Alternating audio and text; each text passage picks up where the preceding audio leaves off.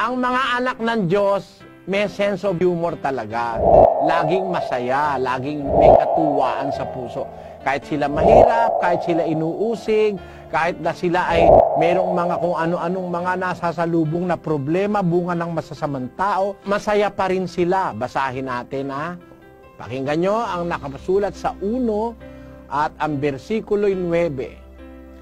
Inibig mo ang katwiran at kinapuotan mo ang kasamaan, kaya't ang Diyos mo ay nagbuhos sa iyo ng langis ng kasayahang higit sa iyong mga kasamahan.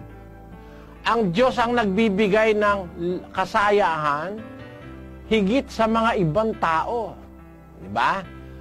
Alam mo, ang gusto ng Diyos, tayo ay masaya. Maglingkod na may kasayahan. Pakinggan mo sa awit, ganito sinasabi. Mangaglingkod kayo na may kasayahan sa Panginoon. Maglingkod kayong may kasayahan. Alam mo, pero ganito kapatid, dapat maintindihan mo, serve the Lord thy God with gladness. So gladness is a virtue from the Lord. To have gladness is not a simple thing.